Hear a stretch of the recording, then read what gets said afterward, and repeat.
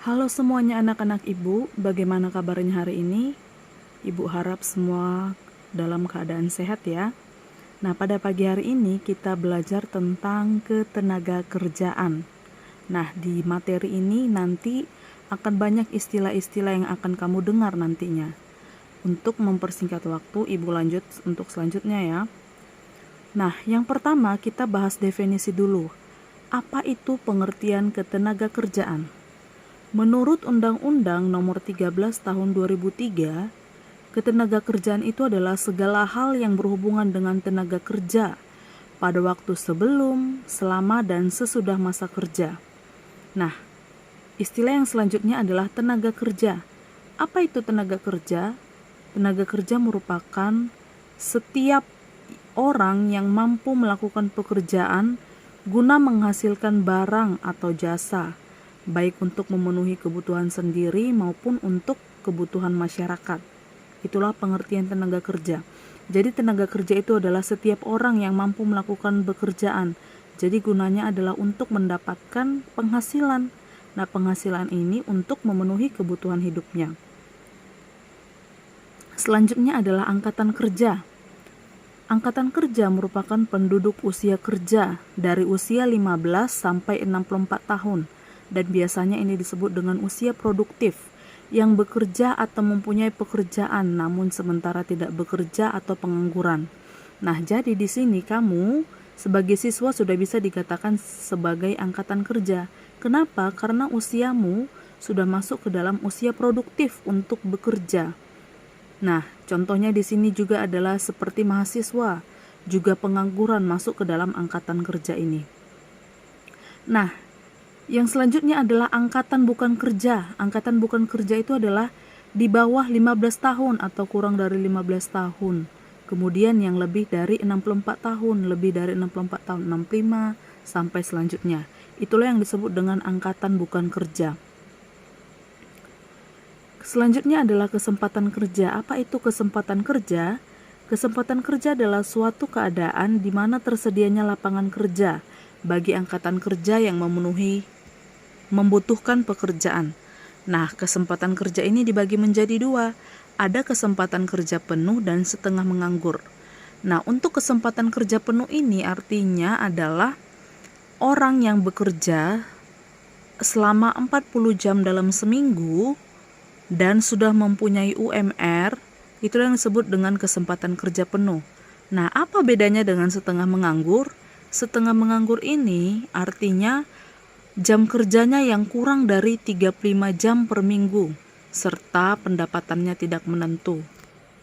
Itulah pengertian dari setengah menganggur. Nah, selanjutnya kita mempelajari tentang apa sih itu faktor yang mempengaruhi kesempatan kerja. Nah, di sini kamu bisa lihat ada beberapa faktor yang mempengaruhi kesempatan kerja. Yang pertama adalah mulai dari tingkat pendidikannya, pengetahuan serta keterampilan. Karena mulai dari pendidikan, pengetahuan dan keterampilan ini, perusahaan juga menyesuaikan bagaimana tenaga kerja yang direkrut. Selanjutnya adalah lapangan kerja yang tersedia dan kebutuhan tenaga kerja. Bagaimana lapangan kerja yang tersedia di Indonesia ini? Apakah banyak atau sesuaikah lapangan kerja yang tersedia dengan angkatan kerjanya atau sebanding? Kemudian adalah bagaimana sih komposisi umur yang diperlukan serta bagaimana jumlah penduduk di suatu daerah tersebut. Nah, inilah yang menjadi faktor-faktor yang mempengaruhi kesempatan kerja. Selanjutnya kita masuk ke dalam klasifikasi tenaga kerja. Jadi ini pembagian tenaga kerja berdasarkan nanti ada beberapa macam. Nah, yang pertama kita akan pelajari tentang klasifikasi tenaga kerja berdasarkan keahlian tenaga kerja dibagi menjadi 3, yaitu ada tenaga kerja terdidik, tenaga kerja terlatih, dan tenaga kerja tidak terlatih dan terdidik. Nah, satu-satu kita akan bahas. Tenaga kerja terdidik merupakan tenaga kerja yang memiliki keahlian di bidang tertentu yang dia dapatkan melalui pendidikannya. Contohnya adalah seperti guru, dokter, akuntan, pengacara, dan lain sebagainya. Kemudian adalah tenaga kerja terlatih. merupakan tenaga kerja yang memiliki keahlian berdasarkan latihan dan pengalaman dia. Contohnya adalah seperti tukang jahit, salon, montir, dan lain sebagainya. Kemudian adalah tenaga kerja tidak terlatih dan tidak terdidik.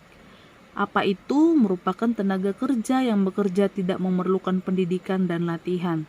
Contohnya adalah seperti pembantu rumah tangga dan kuli bangunan. Selanjutnya adalah berdasarkan sifat kerjanya terbagi menjadi dua. Ada tenaga kerja jasmani dan rohani. Nah, tenaga kerja jasmani ini merupakan tenaga kerja yang kegiatannya lebih banyak mengandalkan tenaga fisik.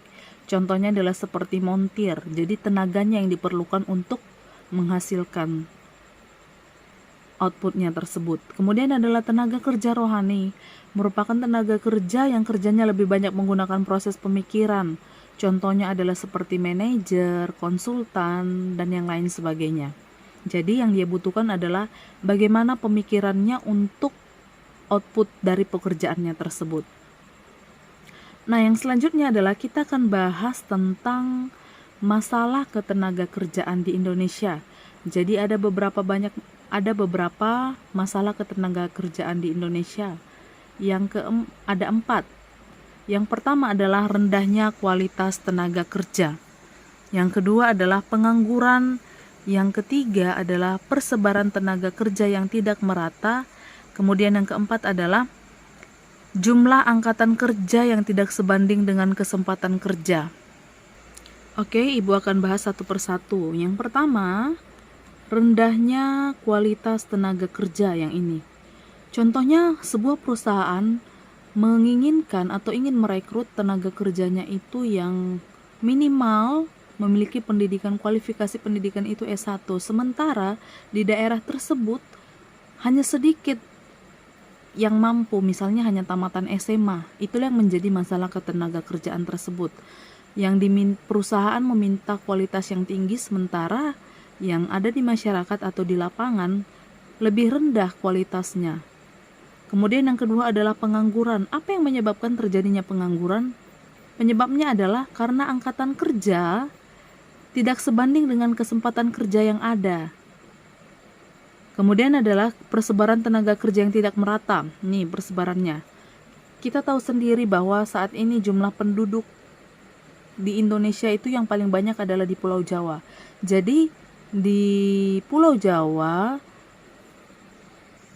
memiliki jumlah penduduk yang sangat padat sehingga terjadilah tingkat pengangguran tersebut atau persebaran tenaga kerja tidak yang merata. Selanjutnya adalah yang keempat, sama seperti yang nomor kedua tadi, udah satu penjelasan Ibu jelaskan. Kemudian adalah yang selanjutnya, bagaimana upaya mengatasi masalah ketenaga kerjaan di Indonesia? Yang pertama, mengurangi tingkat pengangguran. Bagaimana cara mengurangi tingkat pengangguran adalah melalui pemerintah berupaya untuk melalui kegiatan-kegiatan UKM, mengembangkan kegiatan UKM, usaha kecil menengah, agar masyarakat yang pengangguran itu semakin kreatif dalam upayanya untuk mendapatkan pendapatannya. Kemudian adalah melalui pelatihan-pelatihan juga masuk ke dalam UKM tersebut. Kemudian adalah meningkatkan kualitas angkatan, yang kedua, meningkatkan kualitas angkatan kerja dan tenaga kerja. Bagaimana cara upaya pemerintah dalam mengatasinya sejauh ini adalah yang pertama, melalui program wajib belajar 12 tahun. Nah, melalui program ini pemerintah mengharapkan tenaga kerja yang dipersiapkan itu supaya semakin mantap ketika nanti dia sudah tamat SMA. Kemudian adalah dengan melakukan pelatihan-pelatihan untuk meningkatkan kualitasnya. Kemudian yang selanjutnya adalah meningkatkan kesejahteraan kerja. Nah, sejauh ini bentuk dari upaya pemerintah itu adalah contohnya seperti BPJS Ketenagakerjaan yang diwajibkan perusahaan. Sebagian perusahaan mewajibkan BPJS Ketenagakerjaan ini adalah untuk apa? Untuk asuransi kesehatannya dan yang lain sebagainya. Kemudian adalah perusahaan mengupayakan untuk tingkat pendapatan ataupun gajinya si karyawannya nanti itu memenuhi UMR, upah minimum regional. Kemudian adalah pemerintah